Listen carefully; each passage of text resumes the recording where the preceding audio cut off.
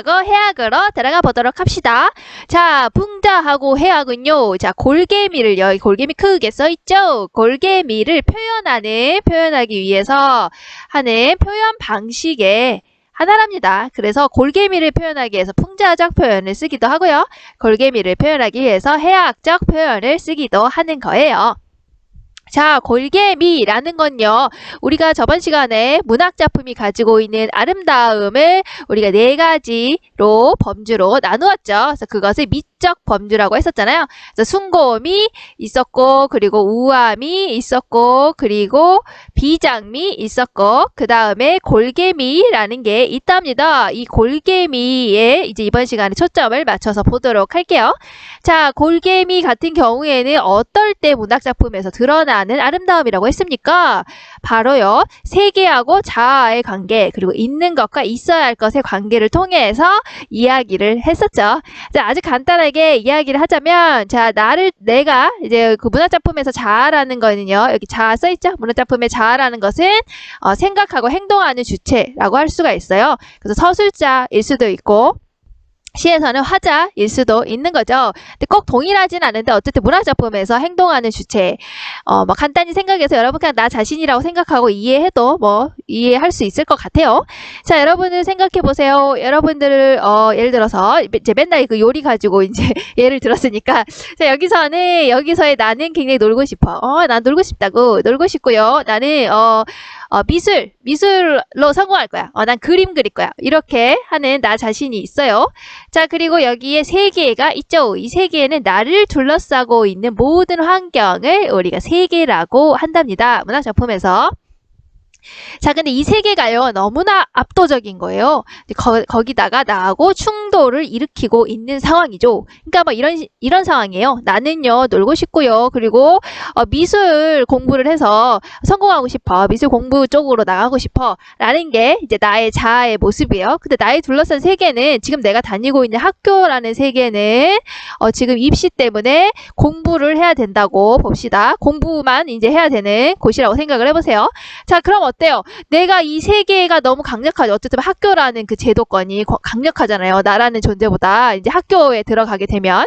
그래서 너무나 강력하기 때문에 나하고 충돌을 일으키고 있는 거죠. 나는 공부만 하고 싶진 않아. 그렇죠.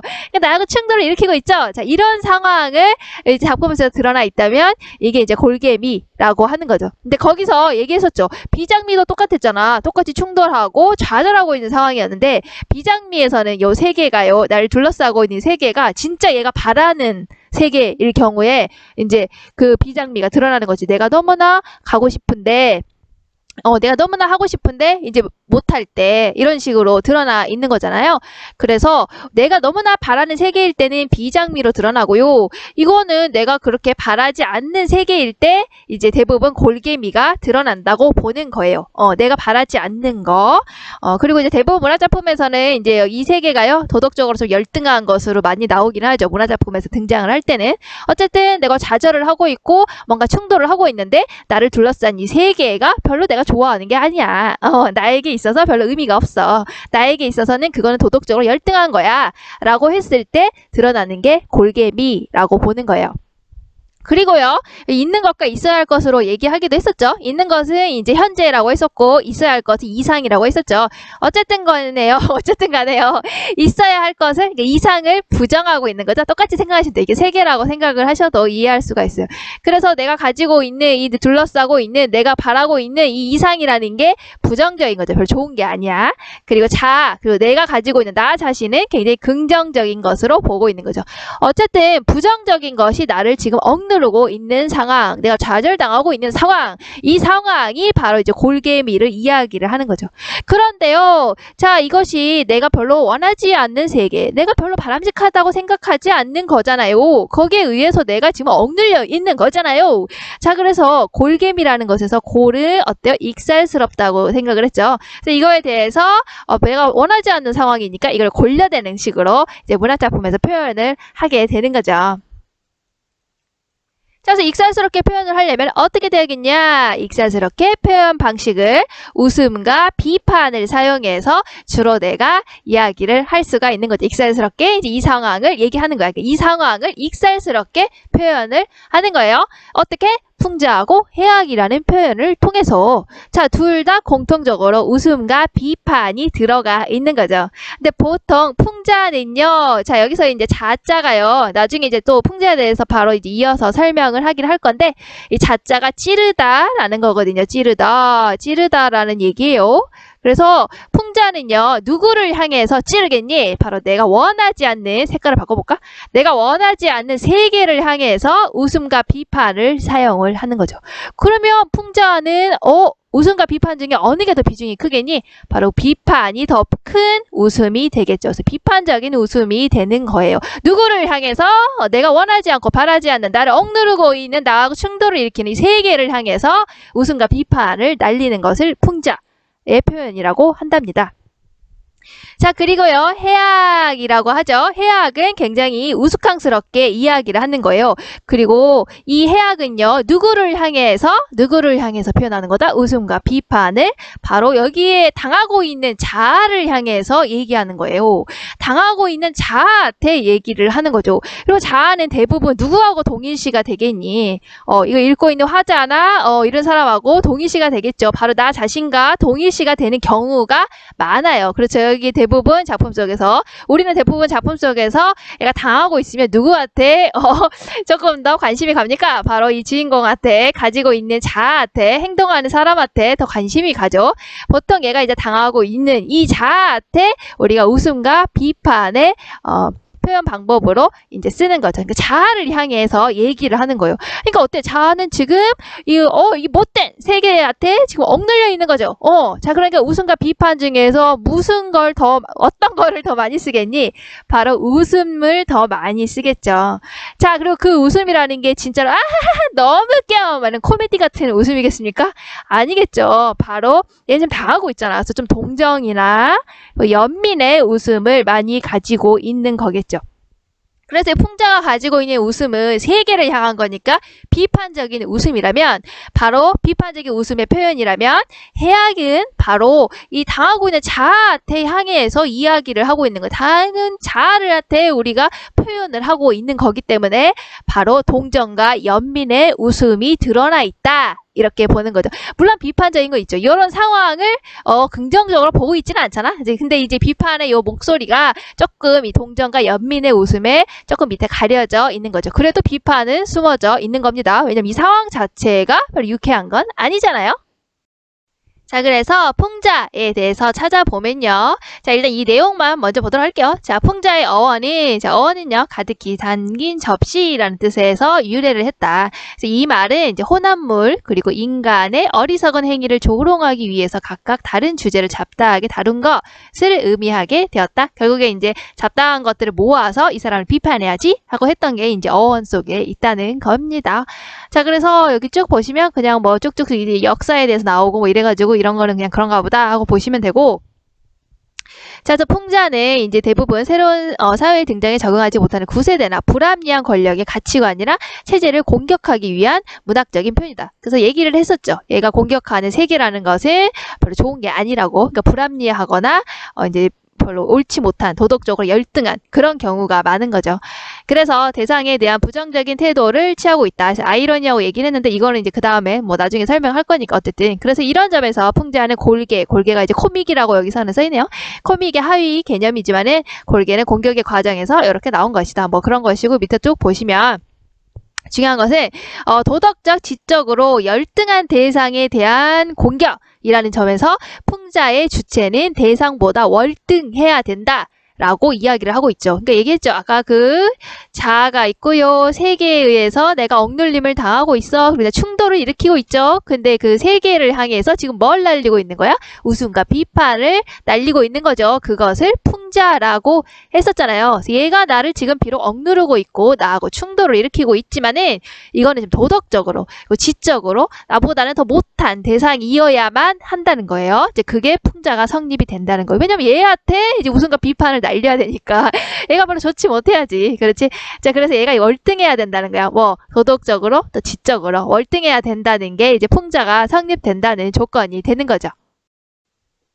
자, 그러면 이제 풍자에 대해서 이제 알아보도록 할게요. 여러분, 이제 풍자는 이게 비유하다는 거고요. 자자가 찌르다라는 뜻이에요. 찌르다. 자, 이게 왜 찌르다 하면 여러분 이거 기억하시면 돼요. 옆에 이렇게 생긴 거 있죠. 이게 이제 무엇이냐? 바로 칼도자죠. 칼 생각하시면 돼요. 이거 뭐야? 이게 안 되네. 자, 칼. 자, 칼은 이랍니다. 여러분 칼 아시죠? 이렇게 생긴 거 칼. 이야. 자, 칼. 자, 칼. 우리 자객 생각하면 돼요. 그 자객에서의 우리 자객 할 때 자자가 바로 이 찌를 자자를 쓰거든요. 자객이 뭐야? 몰래 침입해가지고 막 칼로 이렇게 푹 이렇게 그런 거죠. 그러니까 그런 것처럼 이제 마음을 찌르는 거라고 생각을 하시면 돼요. 마음을 찌르는 거, 자객처럼 내 마음을 찌르는 거, 저 세계를 찌르는 거 이렇게 생각을 하시면 잊어먹지 않을 것 같아요.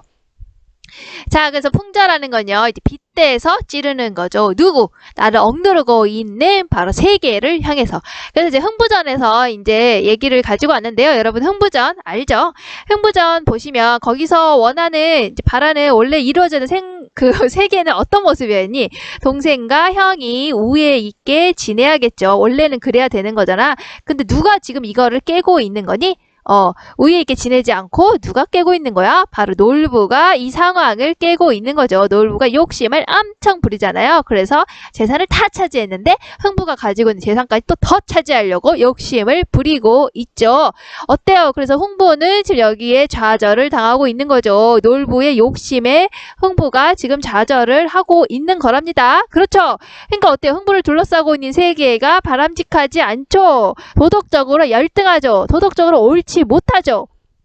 자, 그러면 비판과 웃음의 표현이, 자, 풍자 누구한테 하겠니? 바로 놀부를 향해서 날릴 수가 있겠죠. 놀부를 향해서 이제 웃음과 비판의 표현, 비판적인 웃음의 표현을 우리가 할 수가 있는 거예요. 자, 그래서 놀부라고 적어놨답니다. 자, 그래서 보시면요, 개인 또는 사회의 부정적인 현상, 모순, 어리석음 등을 그렇죠. 나보다는 열등해야 돼. 어떻게? 지적과 도덕적으로 열등해야 돼. 부정적인 현상과 모순, 어리석음 등을 내가 간접적으로 대부분 대놓고 이제 비판하진 않고요. 이제 놀부를 향해서 이제 대놓고 한다기보다는 좀 간접적으로 돌려서 하는 경우가 많죠. 그래서 간접적으로 비판하기 위해서 웃음을 사용하는 표현을 풍자라고 한다. 그래서 여러분 이제 문화작품을 볼 때 별로 바람직한 상황은 아니구나. 그런데 빗대서 뭔가 간접적으로 비판적인 웃음을 드러내고 있구나. 그러면 그 작품에서는 풍자가 드러나 있다. 풍자적인 표현이 쓰였구나. 그래서 나는 이걸 통해서 골개미를 느낄 수 있구나. 뭐 이렇게 이해를 하시면 되는 거예요. 비판적인 웃음이구나. 그리고 그 대상은 누구를 향해서? 바로 도덕적, 지적으로 열등한 세계에 향해서, 바로 놀부를 향해서 날리는 거죠. 그래서 목적은 뭐냐? 현실을 비판해서, 이 세계를 비판해서 부정적인 현실을 개선하고 싶어서 이 비판을 통해서 개선을 하고 싶기 때문에 사실은 이게 풍자하는 거를 많이 쓴답니다. 그래서 특징은요, 대상에 대해서 비판 의식을 가지고 있고요. 냉소나 조령. 그러니까 이제 비판 의식을 가지고 여러 가지 수법을 쓴다는 거예요. 그래서 얘한테 비판하려니까 어떻게? 냉소, 쓴웃음을 한다든지, 조롱, 놀린다든지, 익살스럽게 조금 약 올리는 거죠. 야유를 보낸다든지, 희화하는 웃기게 표현하는 거죠. 역설과 반대로 표현한다는 거죠. 역설은 이제 표현이 충돌하게 표현한다는 거죠. 그리고 과장되거나 축소하거나 언어 유연이는 말장난을 얘기하는 거예요. 어쨌든 이런 여러 가지의 수법들을 통해서 누구를 향해서 비판을 날린다. 바로 놀부를 향해서 비판을 날리게 되는 거죠. 이것들을 쓰는 이유는 뭐니? 바로 아까 웃음과 비판 있었죠? 자, 그래서 그 웃음을 나타내는 표현으로 이렇게 여러 가지를 사용하는 거예요. 웃음을 나타내는 표현으로 이렇게 여러 가지들을 사용하는 거예요. 그래서 그냥 심각하게 표현하지 않고 이게 별로 좋은 상황은 아니잖아. 근데 이거를 심각하게 표현하지 않고 우스꽝스럽고 재미있게 표현한다는 게 포인트예요. 그래서 웃음을 유발할 수가 있다. 그래서 이제 효과는 웃음 뒤에 숨어있는 대상의 부정적인 모습을 직시하는 통찰력을 갖게 한다. 이제 이거를 잘 이해하게 된다면, 풍자를 잘 이해한다면 어때요? 대상의 부정적인 모습을 제대로 바라보는 통찰력을 보는 사람으로 하여금 가질 수 있게 하는 거죠. 그래서 읽는 사람에게 대상에 대한 비판 의식을 갖게 해서 또 웃음으로써, 이걸 이제 웃음이라고 해서 진짜 막 으하하하 막 이런 웃음도 뭐 있을 수 있겠지만 사실은 약간 이제 좀 마음을 찌릿찌릿하게 하는 그런 비판적인 웃음이 되겠죠. 마냥 웃을 수만은 없는 그런 상황, 이런 거를 얘기하는 거예요. 그래서 그런 웃음으로 인해서 또 공감대를 형성해서 표현을 한다. 이렇게 정리하시면 되겠네요. 자, 그러면 풍자의 예에 들어가는 것을 보도록 할게요. 가장 많이 나오는 것은 아무래도 박지원의 양반전이겠죠.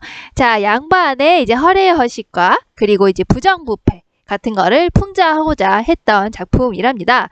내용은요, 잠깐 보자면 양반이 있었죠? 조선 후기 때 양반이 있었어요. 근데 조선 후기에는 우리 조선 전기하고 다르게 어때요? 이제 양반에 대한 그런 제도가 굉장히 이제 허물어져 가고 있던 시기였었죠. 그래서 양반의 특권이나 이런 것들이 이제 많이 허물어져 가고 있던 시기였어요. 이제 그 시대에 이제 흐름을 타고 이제 나온 거라고 생각하시면 됩니다. 어쨌든 그 당시에 양반은요, 내가 신분은 양반이지만요, 돈이 있었다 없었다, 돈이 없었다, 이 양반이. 자, 그래서 어때요? 얘가 이제 빚을 많이 지게 된 거죠, 관청에. 그래서 빚을 많이 져서 울고 있었어요. 그래서 나는 이제 어떡하지? 돈이 없다. 이렇게 했는데요. 어느 날 그 소식을 들은 거예요. 누가? 바로 부자가 듣게 된 거죠. 부자는 어때요? 신분은 양반이 아니죠. 하지만 돈은 엄청 많이 가지고 있었답니다. 자, 그래서 부자가 생각하기로는 양반한테 내가 너의 빚을 갚아줄 테니까 양반이라는 신분을 나에게 주렴이라고 얘기를 한 거죠. 왜냐하면 부자는 자기가 돈이 정말 많지만 양반이 아니라는 것 때문에 그동안 무시를 당했다고 생각을 했기 때문이에요. 그래서 이제 그러면 계약서를 작성을 하게 되겠죠. 자, 그래서 그 계약서의 내용이 이제 바로 풍자의 내용이었답니다. 자, 계약서의 내용이 무엇이었지? 자, 첫 번째 계약서하고 두 번째 계약서가 있는데요. 뭐 대충 얘기를 하자면 첫 번째는 양반으로서는 이렇게 해야 되고 저렇게 해야 되고 저렇게 해야 되고 뭐 이런 것들이 있는데 다 들어보니까 허례의식이 엄청 많았던 거예요.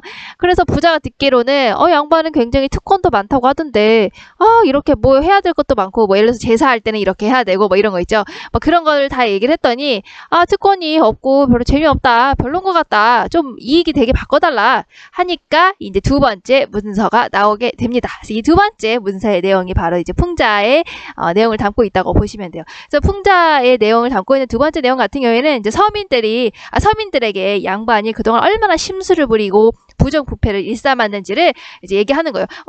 나는 양반이니까 서민들한테 이 정도는 해도 돼. 마음대로 가서 막 일을 부려도 돼. 서민 잡아가지고 내 마음대로 일을 부려도 돼. 막 이런 식으로 막 내용이 전개가 돼요. 그러니까 양반으로서 부릴 수 있는 온갖 이제 나쁜 특권에 대해서 얘기를 하고 있는 거죠. 그러니까 어때요? 박지원이라는 사람은 이 양반의 불합리한 특권에 대해서 반발심을 가지고 있는 거죠. 이게 좋지 않은 세계라고 생각을 하고 있는 거죠. 그래서 이 세계를 향해서 웃음과 비판을 날리게 되는 거랍니다. 그러니까 여기에서 풍자가 드러나죠. 그래서 맨 마지막에 이제 이 특권을 다 듣고 나서 뭐라고 하냐? 바로 부자가 그만두시오. 참으로 맹랑한 일이오. 장차 나더러 도적놈이 되란 말입니까? 진짜 보니까 그 양반이 꼭 도적놈이네. 라고 얘기를 한답니다. 그러면서 이제 끝이 나는데요. 바로 이게 박지원이 얘기하고 싶었던 거였죠. 그래서 풍자라는 것은 사회적인 결함이나 악덕, 부조리 등을 날카롭게 비꼬는 경우가 많다라고 볼 수가 있어요. 자, 그러면 해악에 대해서 알아보도록 할게요. 자, 해악이라는 것은요, 아까 뭐라 그랬죠? 당하고 있는 주체 자아가 있죠? 자아를 억누르고 있는 세계가 있었어요. 자아를 억누르고 있는 세계니까 자아하고 충돌을 일으키고 있겠죠. 자, 그런데 여기 웃음과 비판을 누구에게 날리는 거라고 했지? 해악은 바로 당하고 있는 자아에게 날리고 있는 거죠. 그래서 흥부전에서 보면 동생과 형이 우애 있게 지내야 되는데 그렇지 못 못하고 있죠. 그렇지 못한 현실을 대변하고 있는, 세계를 대변하고 있는 게 바로 누구겠니? 놀부였죠. 자, 놀부를 향해서 그런 말 날리는 것을 풍자라고 할 수가 있고요. 당하고 있는 흥부를 향해서 날리고 있는 것이 바로 해악이라고 볼 수가 있는 거죠. 그래서 웃음과 비판 중에 아무래도 웃음의 비중이 조금 더 크게 나타나요. 왜냐하면 당하고 있는 얘한테 날리는 거잖아. 근데 마냥 웃음이라고 해서 진짜 엄청 와 진짜 웃기네 완전 기발해 이런 거는 아니고 약간 웃음 속에서도 슬픔이 있겠죠. 우리 우프다라고 하죠 여러분. 웃음과 슬픔 합쳐서 좀 우픈 현실이야 이렇게 얘기를 하죠. 자, 우프게 표현을 하는 게 특징이에요. 왜냐 이 당하고 있는 얘한테 웃음을 날리는 거기 때문에 그 웃음은 바로 동정과 어떻게 보면 연민의 웃음을 당하고 있는 거죠. 왜냐면 이런 상황이 부정적이잖아. 당하고 있잖아. 근데 부정적인 상황에서 당하고 있으니까 부정적인 현실에 당하고 있는 얘를 향해서 동정과 연민을 날리고 있는 거랍니다. 그래서 동정과 연민을 통해서 어때요? 우리는 얘한테 공감을 할 수가 있는 거죠. 흥부의 입장에 공감을 할 수가 있는 거죠. 그래서 이런 해학적인 표현이 쓰이는 거예요. 잠깐 볼게요. 사회적인 현상이나 현실을 우스꽝스럽게 드러내는 방법. 웃음과 아까 뭐라 그랬지? 바로 비판을 가지고 나타내는 거니까요. 자, 그래서 주어진 사실을 고지것대로 드러내지 않고요. 과장을 하거나 왜곡하거나 비꼬아서 표현함으로써 이렇게 표현하는 것을 우스꽝스럽게 나타내고 웃음을 유발한다. 오히려 이제 과장스럽게 표현을 해가지고 우스꽝스럽게 나타내서 웃음을 유발하는 것을 우리가 이제 해악이라고 하는 거죠. 예를 들어서 뭐라고 했지? 그때 선생님이 그래서 뭐 이런 거죠. 예를 들어서 잔소리가 너무 심해. 어떤 사람이 잔소리가 너무 심한 이 사람이 나를 너무 괴롭혀. 그 사람이 입을 이렇게 엄청 크게 사람이 똑같은 사람인데 입을 엄청 크게 이렇게 과장되게 표현을 한다든지 잔소리가 심하다 이거를 표현하기 위해서 입술을 이렇게 크게 그린다든지 자 그로 인해서 내가 이제 얘를 인해서 좌절을 하고 있다 이 나 자신은 이렇게 조그맣게 일부러 과장시켜서 조그맣게 작게 이렇게 그리는 거죠. 자 그러면 어때요? 이 사람은 풍자하는 모습이 되는 거죠. 이 사람이 말을 이렇게 잔소리가 심하군 잔소리를 너무 많이 해 입을 크게 했잖아요. 이런 식으로 해서 얘를 풍자하는 효과가 되는 거고 얘는 나를 상대적으로 굉장히 작게 표현을 했잖아. 쪼그라들고 있잖아. 일부러 이렇게 과장되게 표현을 해서 얘한테는 동정과 연민을 가지게 되는 거죠. 그래서 얘는 풍자가 되는 거겠고 얘는 해학적으로 표현했다. 이렇게 볼 수가 있는 거예요. 이제 그래서 풍자하고 생각을 해보자면 풍자가 비판적인 인물을 공격함으로써 작가가 생각하는 이상을 밝히면서 읽는 이에게 웃음을 유발하는 것이라면 그러니까 웃음을 유발하지만 비판해서 우리가 생각을 해보게끔 하는 거예요. 하지만 해악이라는 것은 그런 비판적 인물에게 공격받는 대상에 대한 동정으로 얘한테 하는 거니까요. 그래서 읽는 사람에게 그런 상황을 공감하게 만드는 특징이 있는 게 해악이 되는 거죠. 자, 그럼 해악의 예시를 볼까요? 자, 해악은 동정과 연민의 웃음이라고 했죠. 왜냐면 자아를 향하고 있기 때문에. 자, 그럼 대부분 많이 나오는 게 흥부전의 예시가 가장 많이 나온답니다. 그래서 알아두면 좋을 것 같아요. 자, 이 상황은 어떤 상황이냐면요. 여기 밑에 설명이 되어 있는데요. 흥부가 이제 집에서 쫓겨나서 이제 처자식을 잠잘 곳을 마련하는 장면이랍니다. 그런데 어때요? 쫓겨났기 때문에 돈이 없죠. 그래서 굉장히 이제 가난한 거야. 집을 마련할 수가 없기 때문에 이제 가난한 그 모습을 굉장히 동정과 연민의 웃음을 가지고 우스꽝스럽게 표현을 하고 있죠. 그래서 굉장히 비참한 상황이지만 과장을 통해서 해학적 즐겁게 표현이 되어 있다. 그래서 보시면 수수밭틈으로 들어가서 수수대 한 붓을 배워다가 수수를 배워다가 그러니까 돈이 없으니까 이제 집은 지어야 되고 집은 있어야 되고 그런데 이제 돈이 없잖아. 그러니까 그냥 수수밭틈에 가서 수수를 벤 거예요. 그래서 배워다가 안방도 만들고 대청도 만들고 행량도 만들고 몸체도 두루 짚어서 밀집을 딱 짓고 돌아오니 수수대 반 붓이 그저 남았구나. 자, 그러니까 수수대를 지어가지고 내가 안방도 만들고 작은 방도 만들고 화장실도 만들고 다 만들었는데 만들고 나서도 좀 남았네. 오호 뭐 이렇게 생각하는 거야. 근데 별로 그게 유쾌한 상황은 아니죠. 여러분 수수대 가지고 지금 수수대로 지금 집을 지었는데 그 집이 집이겠습니까? 지금 얼마나 허술하겠어요. 그래서 그 모습이 나오는 거야.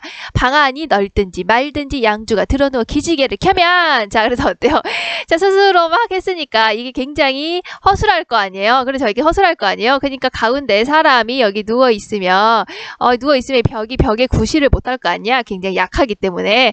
그러니까 내가 이렇게 기지개라도 딱 키면 이게 풍 튀어나오고 그런다는 거야. 그래서 기지개를 켜면 발은 마당으로 가고 대가리는 뒷곁으로. 그러니까 얼마나 좁고 이게 허술한지 내가 누워가지고 기지개를 확 피게 되면 내 손이 안방으로도 갔다가 내 다리는 작은 방으로 갔다가 이렇게 푹푹 빠진다는 거야. 어때요? 이 상황이 굉장히 슬프죠. 굉장히 우픈 상황입니다. 그렇죠? 자, 그 우픈 상황이에요. 자, 그래서 이렇게 표현하는 것을 우리가 해학적으로 표현했다라고 보시면 됩니다. 자, 마지막으로 풍자하고 해학의 공통점과 차이점에 대해서 공부해 보도록 합시다. 자, 풍자하고 해학은 모두 다 이제 골개미를 표현하는 표현 방식이었죠. 그래서 공통점은 모두 웃음이 들어가 있다는 거예요. 그래서 언어유희라든지 말장난, 그리고 과장을 한다든지 희화와 웃기게 표현하는 거, 이런 것들을 사용을 해서 웃음이 들어가 있다는 게 공통점이죠. 하지만 차이점은요, 여기 비판에 조금 더 힘이 실어져 있는 게 풍자였죠. 자, 그래서 비판이 조금 더 강하다는 거, 그리고 해학은 웃음이 조금 더 강해요. 그래서 연민과 동정을 느끼게 하는 거죠. 그래서 웃음이 조금 더 강하다고 볼 수가 있죠. 그렇다고 해서 비판이 아예 없는 건 아니에요. 근데 비판의 강도가 조금 이제 약하게 느껴지는 거죠. 자, 그래서 주체와 대상이라고 했지만 이거 읽어보시면 알아요. 풍자의 주체가 풍자의 대상보다 우위에 있으며 아까 얘기했죠? 내가 당하고 있는 자아가 훨씬 더 우월해야 돼요. 지적으로, 도덕적으로. 세계가 겉으로 볼 때는 너무 압도적이지만 사실은 도덕적으로는 나보다 좀 떨어지는 대상이어야 된다는 거죠. 그래서 그래야 얘를 향해서 비판을 할 수가 있는 거지. 그래서 풍자의 주체가 풍자의 대상보다 우위에 있으며 지적인 도덕적 우위에 있다는 거야. 그리고 풍자의 대상에 속해 있지 않다. 세상을 향해서 하는 건데 이 세상은 내가 속해 있지 않을 때 날리는 거죠. 그래서 방법은 이제 보통 풍자는 인간의 어리석음과 악덕을 폭로하고 공격하는 방법을 쓴다면 좀 더 풍자라고 했었잖아요. 찌르는 느낌으로 조금 더 강하게 표현을 한다면 거기에 나타난 웃음이라는 것은 신랄한 비판의 웃음이 되어 있는 거죠. 얘를 신랄하게 비판하는 느낌이 더 강해요. 훨씬 더 세게. 왜냐? 이 안에는 이 세계 속에는 이 억누르고 있는 나와 충돌하고 있는 이 세계 속에는 지적 도덕적으로 열등한 이 세계 속에는 바로 내가 포함되어 있지 않기 때문에 조금 되게 강렬하게 폭로하고 공격하는 게 가능한 거죠. 풍자가. 해학 같은 경우에는 해학의 주체가 해학의 대상 속에 자신을 포함시킨다. 보통 이 자아가 나라고 이렇게 투영시켜서 여러분들 있는 독자라든지 있는 사람이 우리가 다 이해할 수 있죠. 얘를 공감할 수가 있죠. 얘에게 동정을 느끼죠. 여기에 당하고 있는 얘한테. 그런 경우에 이제 얘한테 날리는 거니까 해학을 이렇게 할 수가 있는 거예요. 그래서 해학이라는 것은 대상 속에 자신이 포함되어 있는 거죠. 독자가 포함되어 있다. 그래서요, 대립과 갈등의 구조를 화합의 구조로 승화를 시킨다. 그래서 웃음이 더 강하게 표현이 된다는 거예요. 조금 더 우스꽝스럽게 표현을 한다는 거예요. 좀 더 재미있게.